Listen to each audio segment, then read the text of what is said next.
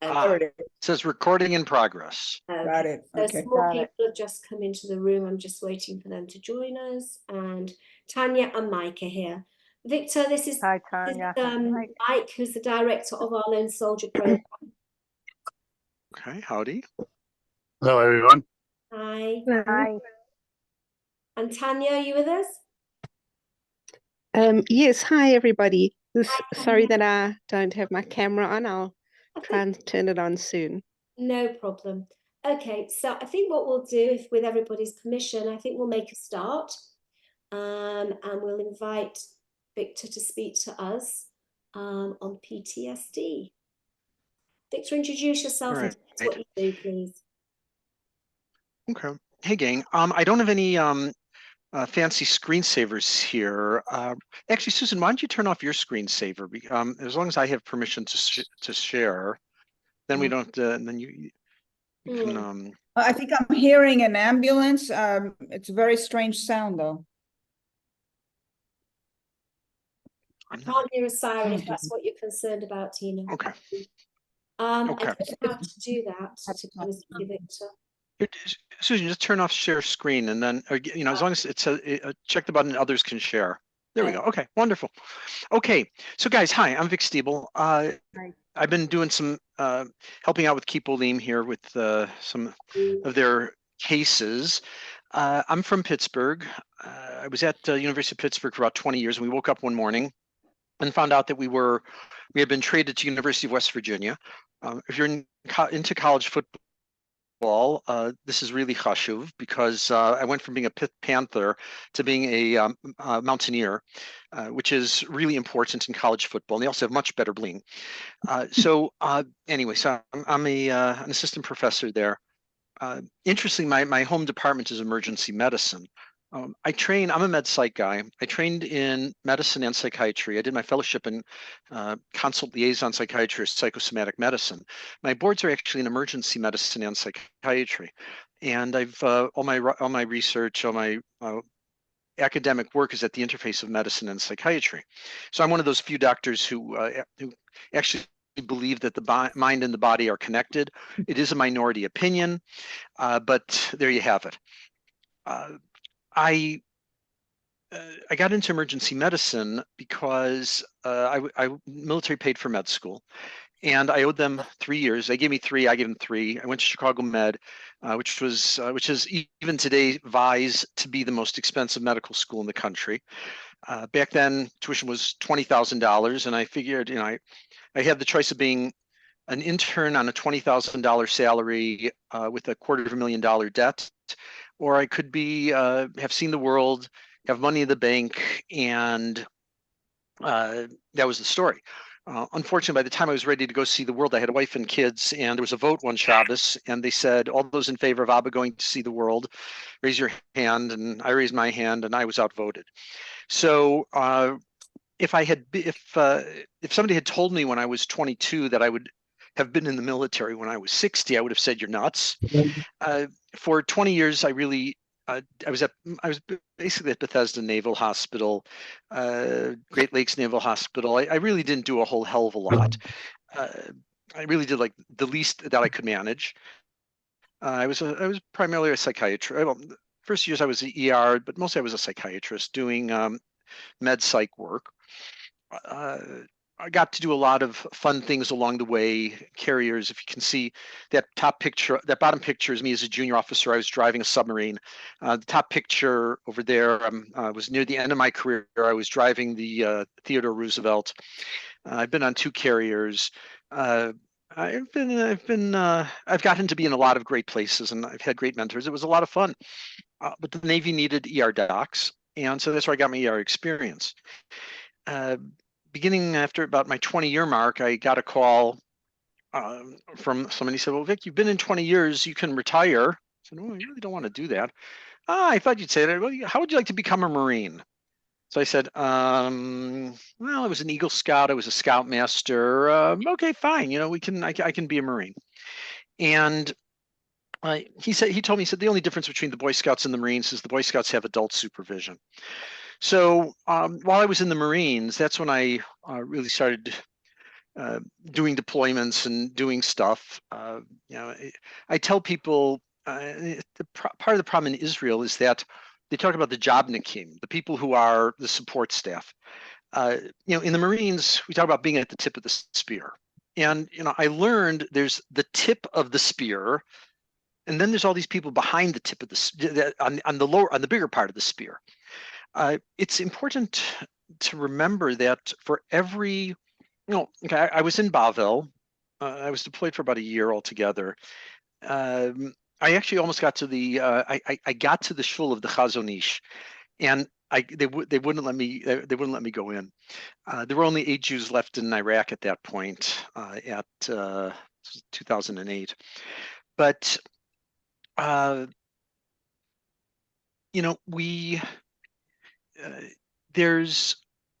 we had a plane squadron called Warthogs on the base we were at, and the fascinating thing was they had 9 planes or 10 planes. They had 16 pilots, and they had 300 people keeping those planes flying. Okay, so when you think about it, the number, I forgot what the exact number is, but it's like there's something like 20, 25 support personnel for every soldier that's on the front lines. So there's a lot of people in the military. Not all of them see combat, but a lot of them still get to see and witness a lot of not very good stuff. So we've learned a lot. We being the American, I have my Hatima here. I have my stamp here to be a doctor, but the American military, unfortunately, has gotten probably the most experience in the world with PTSD. And that's because we have a big military and we go to a lot of places, and the gals do a lot of really not so good stuff.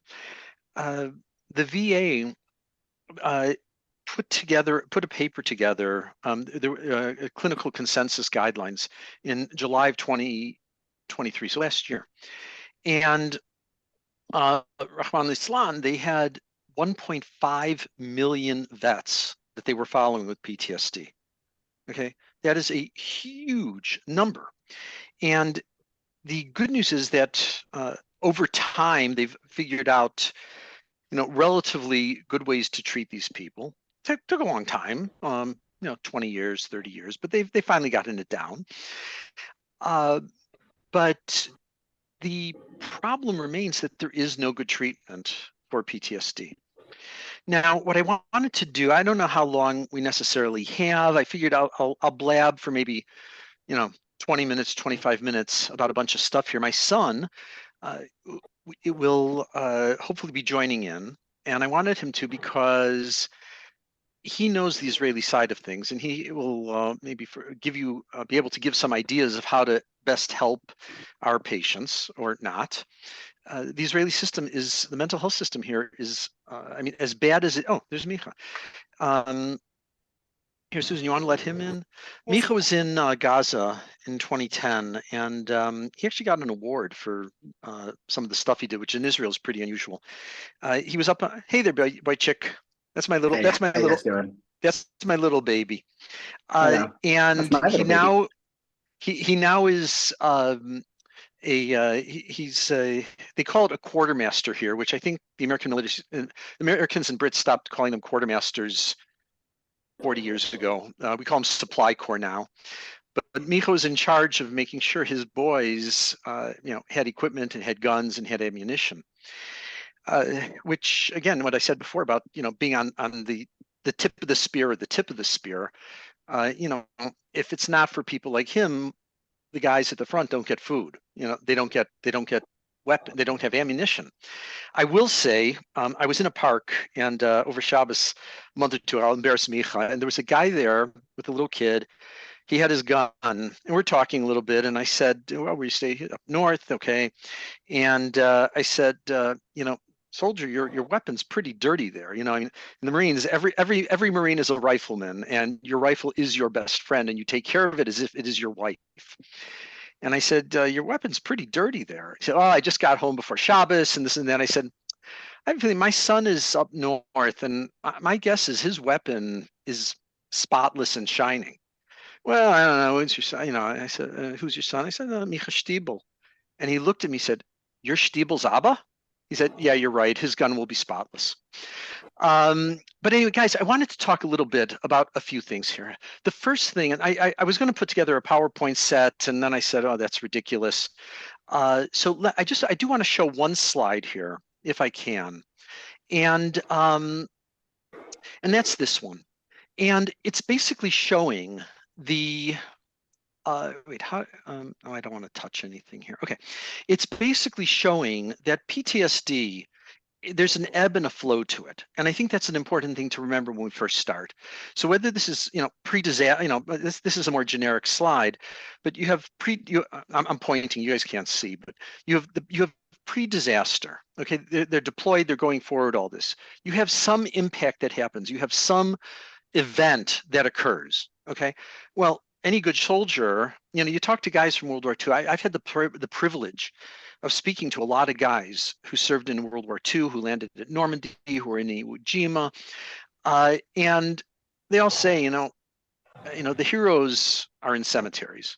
Well, why do you have all these awards? Well, I was stupid. Okay, but you come together for your team. You do your thing. You have this heroic bit here. You come to this peak where you've overcome that, you've met the devil, you've overcome it. But then you kind of start saying, well, geez, the army isn't really doing their thing. I've killed people, I've done some bad stuff. And you start spiraling down. And I think it's important to remember that a lot of people do not know that they had PTSD. Okay. They're suffering. As parents, as therapists, that they're suffering. They have depression. They may have a nightmare. They may have this or that. But the higher achieving ones refocus it. They're looking at they're still looking at the mission. We're going to get over this. This is just normal. Blah blah blah. But then something happens. Something we call a trigger event, and all of a sudden they start crashing. Okay, and that's usually when people start getting involved. Now, I'm often asked to compare and contrast the American Israeli military, and they're different creatures. But the American military now, when people come back from deployments now, they're given screen after screen after screen. The problem is a lot of these guys with, do you have this? Are you sure you don't have this? Maybe you have. I do really think about this. Do you have this? Well, talking big money sometimes in some of these cases. And that becomes a problem also, because what is a trigger event? What was this impact? What was this disaster? What is this event? Okay, what's this trigger that made things worse? So gradually over time, you start, hopefully you start improving. There'll be things like around anniversaries where things get worse. And then hopefully over a period of time, you start getting help. You start going, this restructuring, okay, a new beginning, as they say. Okay, so let me turn off screen sharing here. So what I wanted to do a little bit was first talk just a bit, being an academic type person, I want to talk about epidemiology. How common is PTSD? And it's interesting because it has been gradually going up.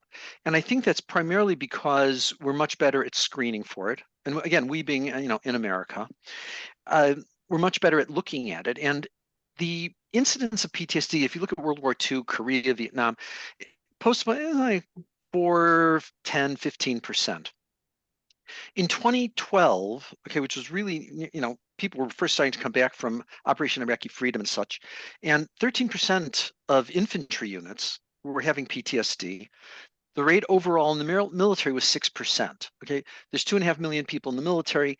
That's a crap load of people. Okay, by 2018, things had started settling down to around 10%.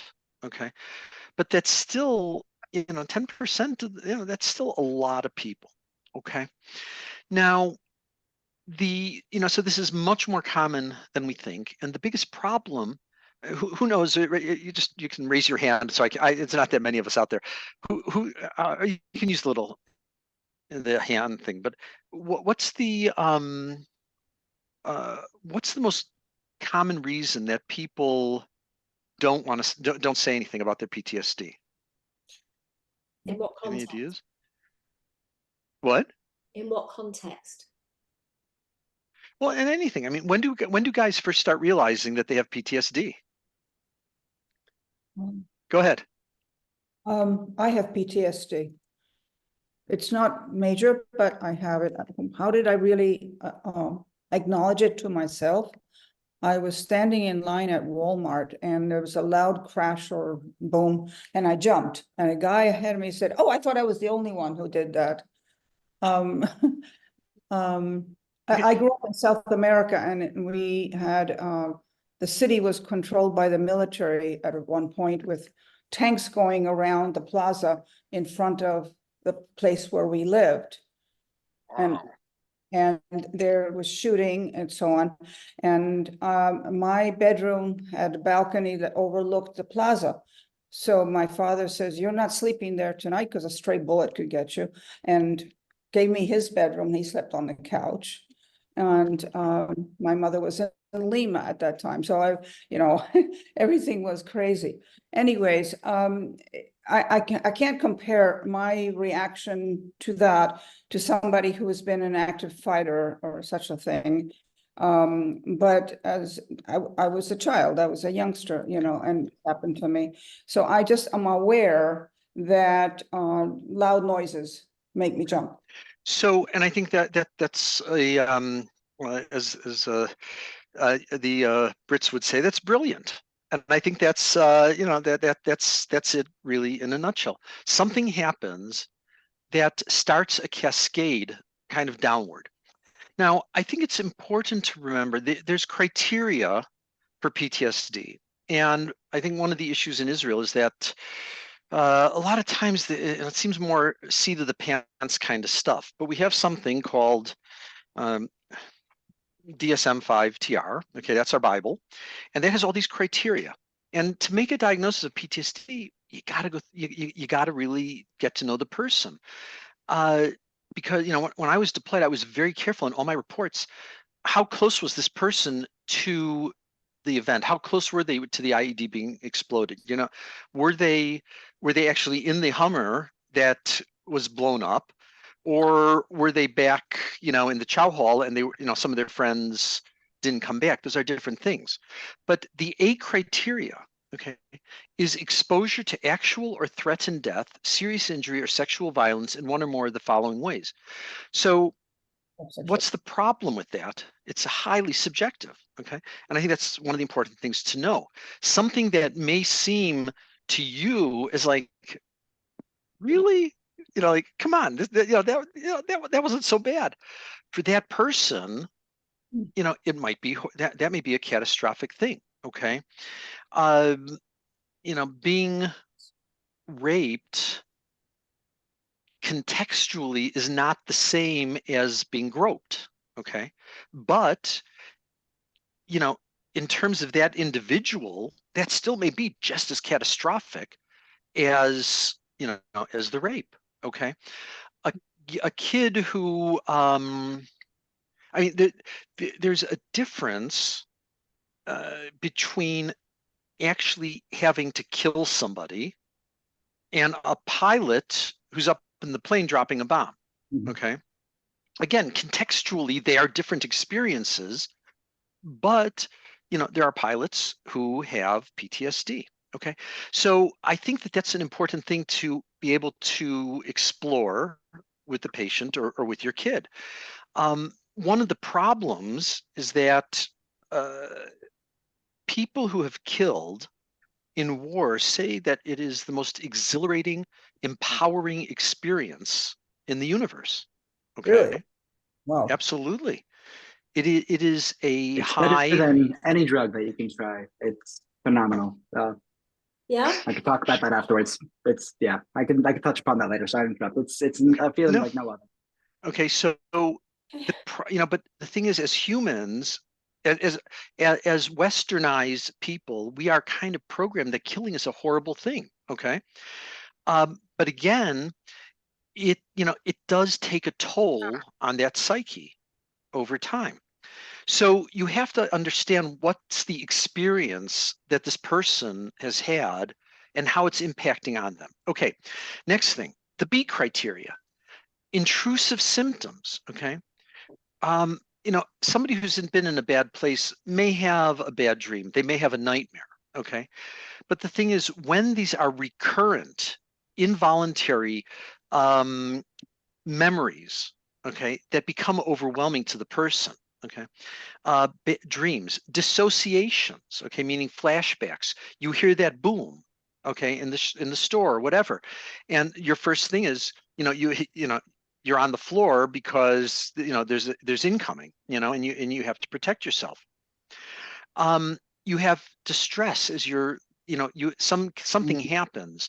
There's some experience, and it starts triggering things. Okay, the C criteria: avoidance of stimuli. Okay, so somebody who can't leave their room anymore. They can't go outside. They can't be on a street because the sound of a car backfiring or the sound of engines. Okay, it becomes this experience that's absolutely overwhelming. Okay. Now, the other is change in your thought processes. Okay, you can't recall the event. You have exaggerated feelings, negative feelings. Like, I am a bad person. Now, again, there we get into something else that's fascinating. In America, we know there was a lot of PTSD in World War II. Why did these vets not get affected? Okay. Seemingly, why weren't they affected? And contrast that with Vietnam, where there's much more PTSD. But one of the things that is felt was that World War II was a just war. Okay, Vietnam came back. Vietnam was not. Okay, people came home. They were spit on. They were. It was horrible. At the very end, I have a commercial that came up that I will, while Micha's speaking, I'll get it ready, and I'll indulge you guys for a few minutes to sort of show, what it was like. I mean, I came back. Our battalion was getting ready to deploy, and some chacham said, "Oh, Stiebel's Jewish. We're going to be doing some training with Israel. We're gonna send Stiebel over to Israel. Do you mind?" No, I don't mind a free trip over to Israel. Yeah, but we're coming back on the plane, and we're in Bangor, Maine, and all these people were standing applauding. They didn't know I hadn't been in Iraq. I'd been, seeing family and just sort of, watching the guys train together. But it was a very different experience than World War II, where it was not talked about at all. Vietnam, where it was a horrible homecoming, and Iraqi freedom, where people came back, and it's like, thank you for protecting us. Okay. Now, okay. So anyway, and then you have that hyper reactivity.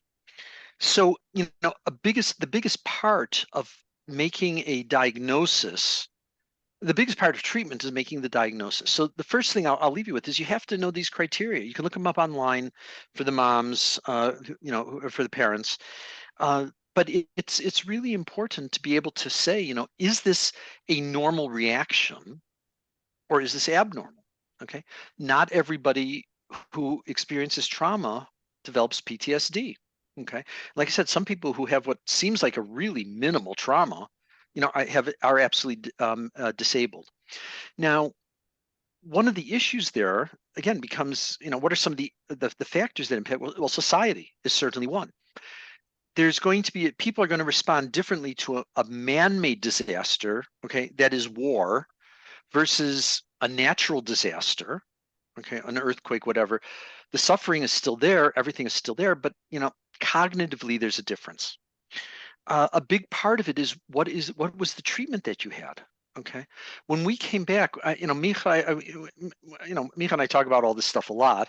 It was great when he was in basic training because we were able to talk about throwing grenades together. And Micha talks about, every soldier, they're always crawling through the mud with a stretcher on their back with their buddies under barbed wire. I found a picture of me doing the same thing.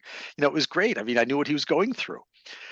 But, a lot of when the the American military, they go away for months at a time. Okay, it's a disaster for families. It's hard on the soldier. But you're gone. You come back. There's a whole process the American military has for reintegrating you. Micha described it as, he's up doing really destructive things, And then the next weekend he's home for Shabbos with his family, going to Kiddush and this and that with people who really don't understand what it was that he went through.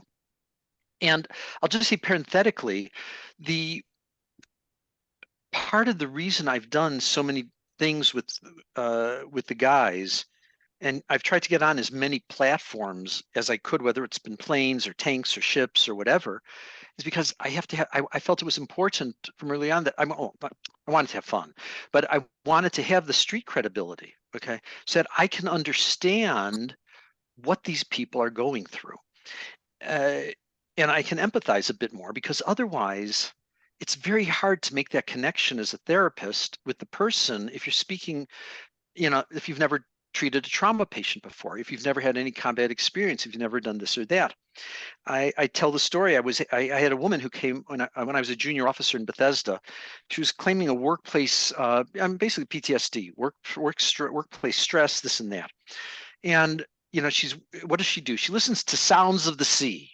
Well, what does that mean? We finally found the number of this secret base in the middle of the Atlantic Ocean. It was a listening station. I get a hold of the commanding officer and I tell him what's going on. And I said, okay, I understand what you're doing is super top secret, but I got to understand what is this she's experienced? What has she gone through? And he started laughing. He said, Doc, did you ever see the movie Hunt for Red October? I said, yeah. He said, do you remember the scene where they were in this room and blah, blah, blah? So yeah. So that was filmed here. Okay. That's what we do. Okay. We're a boring office, Doc. He said, there's nothing that happens here. Okay.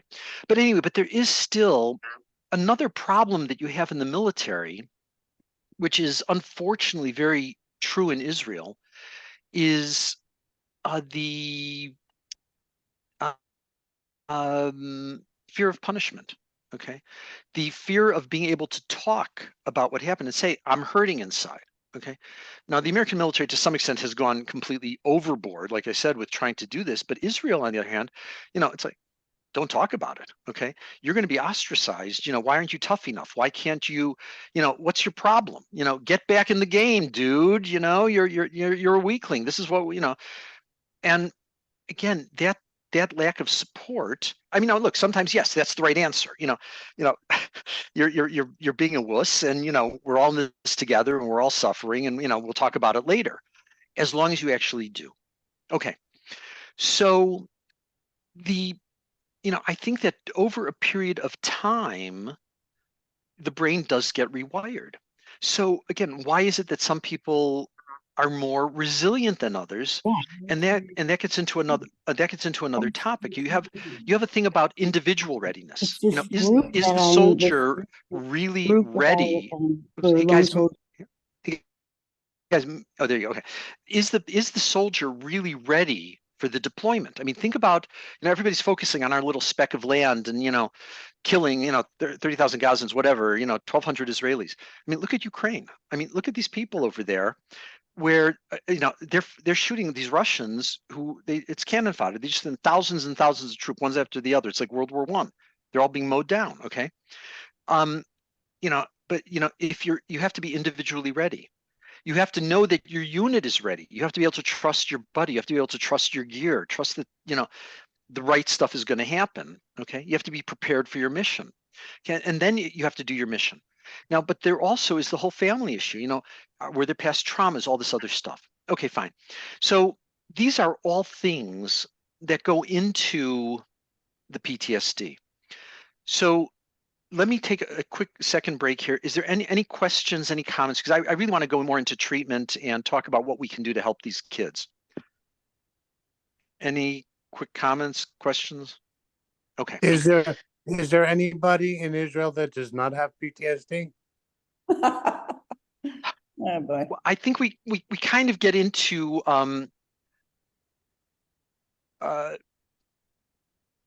level of severity and the old-fashioned Freudian neurosis versus you have neurosis, you have psychosis. I mean, again, everything that we've just been talking about. Somebody who is stressed because there's a missile flying overhead. I mean, okay, that's stressful. Is it as stressful as the people on the border with Gaza, or the people who've had to leave their homes. Okay, so it's there's also a collective. I think there's a collective group psychology to that whole thing. Okay, so I think you have to look at the patient. Okay, I don't know if I answered that well enough. Okay, so guys, let's talk a bit about treatment. Let's say we now have a patient who really does need treatment. Actually, Micha, do you have anything you want to jump in and add about anything we've talked about so far with your experiences? I mean, I could relate to many of it. I could talk about my own experience, my own process of recovery. There's many things I could discuss on this topic. This is one of my passions. I went through the ringer myself, had a lot of PTSD, got formally diagnosed this year after one war, multiple friends' deaths, suicides, ran the gamut of traumas, and then was in this war. And I actually started therapy and treatment this year for the first time. So now I'm doing pretty well after being back from the war for a couple of weeks after having been there for 5 months since October 7th. So yeah, I could talk to many of the topics, but I wouldn't want to steal the limelight. So if there's something specific you want me to. No, I think just in terms of diagnosis, before we go into treatment stuff, because Micha's done some pretty cool stuff here, but anything you want to add about how to identify these kids, what parents can do, what the therapists can do? Oh, yeah, absolutely. I think one of the most important things to remember is that, like that graph showed, the first 90 days or so, we're coming down from adrenaline. We might not be symptomatic yet. And some people, like myself, are actually effectively able to hide PTSD for years. This past June, I went on a trip called Heroes to Heroes. Sorry. Opa, here we go. I went on a trip called Heroes. That's my newest granddaughter. Our score is 9 boys and 2 girls. So Micha and Saskia did really well there. Yeah, this is Danya. She came out 2 weeks after I got back from the front, which was pretty crazy. Where was I? So where was I talking about? Sorry, totally distracted me there. You're talking about Heroes to Heroes, and I want focusing more on just how diagnosis and stuff like that. Sure. I noticed I went on this trip with American veterans who were in Iraq, Afghanistan, and they partnered them up with Israeli veterans who have PTSD. And we go on a 10-day trip around Israel where we do group sessions every night, and it's sort of a spiritual journey. They do their Christian side, we do the Jewish side, but we just commiserate with our symptoms. And I noticed there was really 2 main archetypes of people going through PTSD. There was the guys who really wear it on their sleeves. They come home and they're drinking hard, they're doing drugs, they're depressed, they can't talk, they're having clear symptoms of hypervigilance and anger and killing fantasies and whatnot. And then there was the ones like me, the A-types who, 2014, I fought in Sajaiya in Gaza, lost 5 friends, helped kill 50-some people, came out, got married, had a great career, ran marathons, was successful, lived in Renana, have 3 kids. Everything looked good on the outside. No one realized that I was actually just as addictive as that drug addict or alcoholic PTSD patient. I was just channeling it into something else. I was exercising every day. I was driven in my career, but I was running away from actually dealing with my symptoms. And it was only on this trip when one of the coaches, an older veteran from America, who kind of called me out, pointed out, you're suffering just as much as everyone else. You just hide it, and you're not actually admitting how much you're suffering. And I knew I was suffering. Secretly, I was having night terrors for years. I carry a gun everywhere. I carry knives. I can't fly because I get claustrophobia. It's very tough. I go into crowds eyeing up every male, looking at their waistbands, checking them out, wondering how they're going to do something, fantasizing about how I'd respond if they do something. I thought that was normal soldier stuff. And on the inside, I was suffering with a lot of existential depression that came from the PTSD, but no one else knew. I kept it inside. So with your own sons, daughters, when they come home, ask questions, be empathetic. But I think the best way for it to bubble up is for them to spend time with other veterans, because they'll start to realize that the symptoms are so universal. And when they hear other people going through it, especially older veterans who have been through it and are starting to reconcile with it, they'll start to realize, wait, I see myself in that. Maybe I have this. In my case, I only started actually dealing with it because we had a miscarriage last March. And that loss of the potential of the twins broke me, and suddenly all of my PTSD of all of my friends who I lost and all the people I helped kill, it all came out. And I was lucky because I ended up going to treatment, and by the time the war started, I'd already been into the process of treatment. So during the war, when I was on the front in the first few weeks of the war, I was able to help other guys deal with their issues, and throughout the war, talk to people. So it shouldn't have to come to a trigger such as a miscarriage or something else horrific. I think the best way is to have them speak to other veterans so that they can see themselves in them, so that they're always talking. It doesn't necessarily have to be a therapist. Just go to the group I went on here in Renan. I'm actually going to a barbecue shortly with other veterans where we're just going to sit and talk. So, There's a lot of power in that. so listen, let me, if I could, let me now jump. That was a great segue. If I can jump now from one of the things you said, and that is in terms of treatment, guys. Remember, you are coming from a group that is extraordinarily cohesive. I'm sorry, Mike, you have a question? Are you raising your hand? No, I'm listening. I'm sorry. Okay. You have a group of guys. Remember, these guys live and die by what the person next to them does or doesn't do. Okay. It's even more so when you're on a small ship. I mean, these guys go on a sub. I mean, they're together for 6 months. Okay. There's nobody else there. When our guys deploy, they're gone, for months at a time. There's nobody else. Okay. They are their own, they're their only support. So I think a big thing, and when you start talking about treatment, is being with other guys. Okay. And I think group therapy, or any sort of thing where you're with a peer, you're with somebody who has been through what you've been through, okay, can be an extremely supportive thing. And I think that's also important for a therapist, for moms, if you're looking for a therapist, to find somebody who really and truly does have experience with these guys and can understand and empathize and all that with what they've gone through. One of the things when Micha went to this Heroes to Heroes thing that was fascinating, he came back and he was really suffering at the time. He came in, he said, Abba, boy, I thought I had it bad. These guys are really messed up.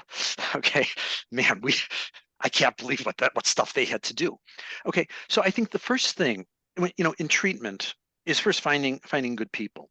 The other is that I have to tell you, there is no good treatment for PTSD. Okay, there is no drug that is helpful. There's no one form of therapy that's helpful. I'll talk more specific. I'll jump right into the meds first, and then we can spend maybe 5 minutes talking. Mika can talk more about some of this peer support stuff. When I was a junior officer, we were doing so many. We were doing so many medicines: high dose antipsychotics, ECT, electroconvulsive therapy. High dose antidepressants, benzodiazepines, Valium type stuff. It was incredible. And as time has gone on, the studies have been very clear. There is no drug that really works. There's no treatment specifically. There's no pill I can give you. Again, this one study from the VA showed that basically among all the antidepressants, Zoloft, Prozac, fluoxetine, sertraline are probably are probably as effective as anything else. A medicine called Prazosin or Minipress, which is used to treat nightmares. It's a blood pressure medicine, but it actually can treat nightmares. That has been shown to be effective. Short-term use of Xanax, Ativan, Valium type drugs, okay, short-term can be helpful. A lot of times with some of these guys, I give them a script for Xanax and for emergency use only. And they just feel so much better knowing that if they're just having a horrible reaction, there's something that they can take that will at least put them to sleep. Okay, they have so much satisfaction and so much comfort knowing that there's a relief available. Okay, but truthfully, that's about it for the medicines. Short-term use of antipsychotic type medicines. I'm not talking about like Thorazine or Haldol or any of those older medicines, but something like an olanzapine for erasing thoughts at night, very sedating. A short course of Seroquel, quetiapine. Those medicines, they do have a place. But I think especially here in Israel, okay, so then we get into the more novel things, okay? Smoking weed, psilocybin, okay, hallucinogenics, ketamine. Now, and in Israel, weed. The problem in Israel is that you can get weed anywhere. There has been not one study that shows that smoking weed is beneficial for PTSD. Actually, there's no study that shows that weed is good for anything.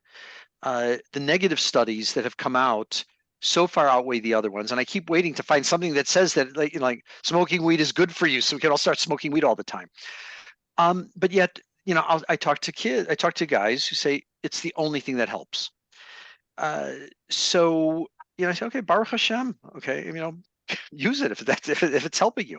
The problem is I can't measure it. I'm a pharmacologist. I can't titrate the dose. But so there you have it. There are people who say it helps. Fine. In America right now, a few years ago, the thing came out. There was a big thing about ketamine. Okay, ketamine was horribly abused in the days of Timothy O'Leary and all that. As a hallucinogenic type drug. It's an opioid. It's an opioid. There's no question it was abused. Beginning about 5-6 years ago, there started to be more interest in it. And ketamine actually, for severe depression, it can be a miraculous drug. We used to use it IV, give a very low dose IV infusion. And in the emergency literature, it showed that one dose of IV ketamine had a statistically significant measurable improvement in depression scores for a period of about above a month. Okay, so even though it's not an approved drug for PTSD, I think for some people it can be very useful. It comes as a nose spray now. Psilocybin, mushrooms. There has been an increasing body of knowledge about this in America. There's been a number of studies that have come out that are suggestive that it could be helpful. Israel has gotten on the bandwagon with that recently, and there's a Center for Psychedelic Medicine or something, and all of a sudden, oh yeah, we know all about this stuff. But again, I think these are drugs that are worth looking at, and keeping an eye on in the future. I think there could be some benefits. The literature is definitely favorable. Okay. The things to avoid, though, again, anything addictive, alcohol, other drugs, terrible things. Okay, I tell patients, you want to have a drink, you want to have a shot of whiskey on Shabbos. Okay, fine, but there's a difference between having a shot and having a bottle. And I think that's also one of the things parents can be on the lookout for. How much is your kid drinking? How much is your patient drinking? Because on some level, if I'm properly monitoring the medicines, that patient shouldn't have to use alcohol. They shouldn't have to use weed. Okay, if they're using all this stuff, I'm not doing my job properly. Okay, so let's go now all into the other treatments, therapies, stuff like that. Cognitive behavior therapy. Okay, as Micha said, peers are so critically important, and having these peers together, having them come in a way that they can all, they can understand what each one's going through, and it becomes a much more powerful experience. And I'll let Micha talk about that. Cognitive behavior therapy, teaching why are you thinking these things? How can we stop the thought process from I hear a boom and I'm gonna be on the ground shaking, non-functional.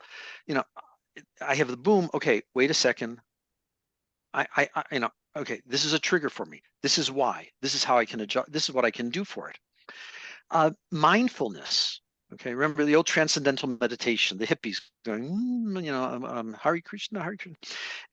That actually has not been shown to work, as well as plain old mindfulness. Okay, I'm too hyper. I've tried to learn mindfulness. I can't do it. The guy sits with his little bell and goes ping, and you're supposed to sit and just hear the sounds in the room. I can't do that. Okay, but it has been shown. There's no question that it's helpful. Acupuncture, Tai Chi, those sort of things have really been shown not to help. But it's the peers, it's the group therapy stuff, getting these kids in the same room with, talking about their shared experience is so important for helping them grow and move forward with it. Okay, Micha, go ahead. What take a few minutes here. It's 10 till. How about take 5 minutes, your thoughts, your experiences, and then let's go around for questions. Does that work for everybody? And we'll end right on the hour. Okay. All right. I apologize if there's any background noise. I have kids sleeping on either room next to me, and apparently it's not going well. But the good news is that Israel is completely different than it was in 2014. I remember when I got out from Tzuk-Eitan in 2014, one of the officers said, "Dr V Stiebel, you went to college. Sit with the guys and see if they're okay." And I said, "Okay." I took freshman psych. I know nothing, and that was it. This time was completely different. We were taken to a facility in Tel Aviv. We spent 3 days there. We did group therapy. We all spoke about our experiences, our traumas, building timelines because everyone remembers things completely differently. And it was really, really cathartic. And it was so empowering because a lot of the older generation, I would say the 40+ crowd, was still in that very stigmatized view of you can't talk about this. It will affect your job. It will affect your military. You can't talk about it. But a lot of guys my age, the 30 to 40 crowd who have been through 1 or 2 wars ourselves and we're trying to be emotionally in touch, we would really break that stigma and say, no, we feel this way. That's okay. And the therapists the Army supplied were fantastic. We came out with a lot of benefits. I thought it was a great way to kind of allow everyone to understand it's okay to feel this way before you exit. And there's a ton of great networks out there now. We have Heroes to Heroes in Israel. We've got local networks. We have a psychedelic therapy group that's starting from my old chavrusa from Yeshiva in Jerusalem. We have a ton of groups, and the whole country is dealing with PTSD, not just soldiers. So there's definitely a destigmatization in Israel right now, and people are openly talking about it all the time, and it's amazing. It's a world of difference. Micha, what about some resources? Somebody just posted on the chat. I'll post a few links here to a few people, as well as a lawyer that I work with who was in elite units, and he helped soldiers open up a teak in Misrata Bitachon so you can get recognized as having PTSD. It's a very complicated process, and his group does it for free. So I'll pop into the chat afterwards a few links and emails. That group's phenomenal. They can help guys walk through the process and get the help they need, because right now the country is really stepping up to it. And just in regards to some of the different treatments that have worked, I find that exercise, if you notice that your child is experiencing a moment, my wife and I have a sort of a code. If I'm feeling overwhelmed, if there's a trigger, for me, I have very specific triggers. And if I get triggered, then I say, I need a moment. And I go and take 5, and I just do some breathing exercises.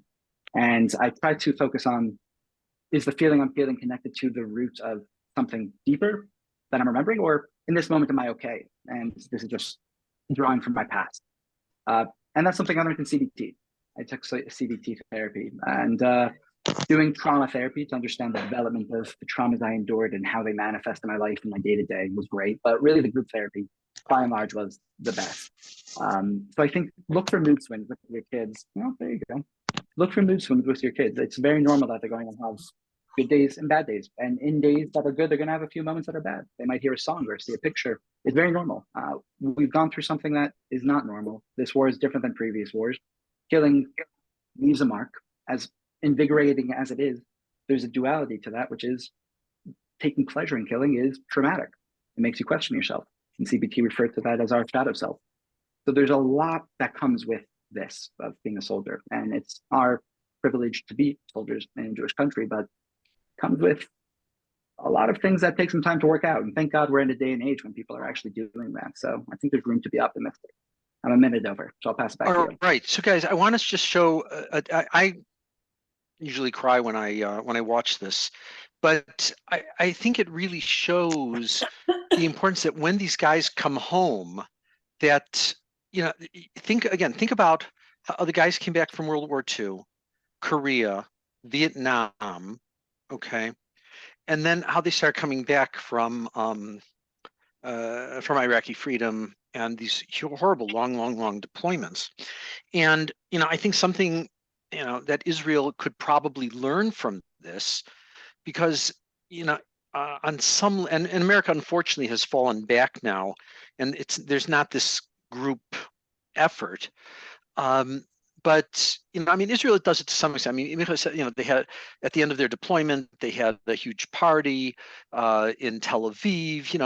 And now all these civilians, everybody's doing barbecues for these guys. I mean, they're showing a lot of hakarat hatov, okay, which is great, but it still is very much on an ad hoc basis. It's very much the up to the individual units and the commanding officers who have to be enough aware and on top of it. And again, when you compare and contrast things with between the two militaries, remember that a senior enlisted, a Somal with 3 things on their arm here. In America, here that person could be 20 years old. In America, that soldier has probably been in the military for 8 years by the time they get that rank. They probably have a college degree. Okay. Remember, officers in America go to college for 4 years first, then they go to officer school for 6 months, then they go to their other training for a year. The most junior officer in the American military is probably 23 years old. Okay. So, a 19-year-old, officer is not going to have the same mindset. Okay, so I want to. It's just a 1-minute video, but I want you to take a look at it, and then we'll have a few questions, and you'll all laugh when you see who it was sponsored by. Can you guys all hear? No. What? No. No, can't hear. Micha, how do I turn it on so that everybody can hear? Oh boy, I think you have to go when you share to audio. I think the way to do that. Okay, guys, hang on 1 sec. I'm going to try really hard. Sorry, it's been 5-6 months since I was on Zoom. Okay, wait a sec, guys. There's a way to do this. Give me 1 second. It's something I have to go to share screen. Advanced. Computer audio, share sound. There we go. No. Micha, help. I don't remember actually. It's been there was a way, and if you asked me right before the war, I could have done this. I work in high tech. I'm on Zoom all day. There we go. Okay, here, let's try this. Okay, hang on 1 second.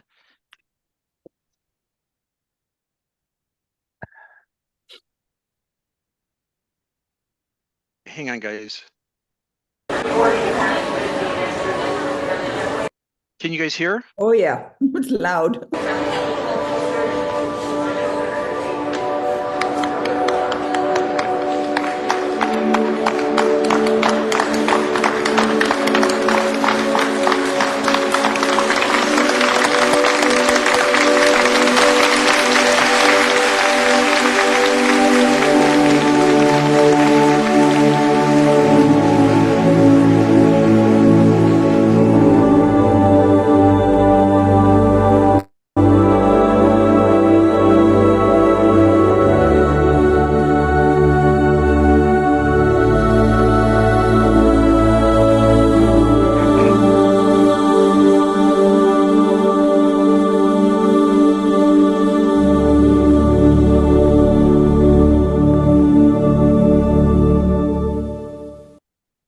Okay, so have a beer.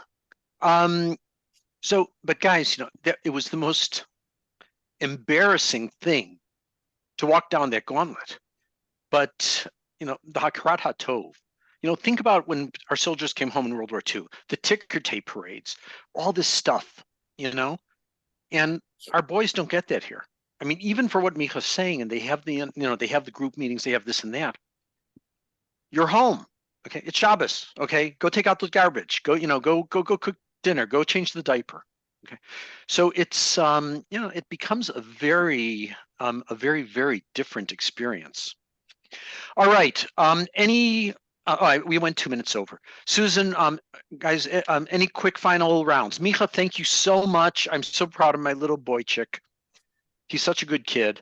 My pleasure. Don't worry. This is really close. I work part-time for Heroes to Heroes now, recruiting people to our Israeli program. So I just put into the chat my contact for a few different groups if you want to copy those in. be in touch if you have any questions. People shouldn't have to suffer alone. So I have to run actually. Okay. Okay, thanks, Micha. Okay, guys, I hope, like I said, I'm really not an expert on PTSD. I've worked with a lot of folks who have it, and I usually try and refer them to somebody who really knows what they're doing as quickly as I can. But that's my spiel. I hope it was somewhat helpful to everybody. And thank you all for letting me come and be part of your group here. Thank you. Thank you very, very much, Victor. That was really very, very informative and interesting. And kol hakavod. I mean, thank you. Thank you. And thank you to Micha in his absence, because it seems like he's done an awful lot of work to get to where he is now. And sounds like you're really proud of him. So, yeah. Good, thank you. And especially that his rifle is always polished and spotless. Of course. I mean, I wish he wouldn't I wish he wouldn't carry a gun and a knife, though. It does bother me a bit. Okay. Anybody have any? Bye, everybody.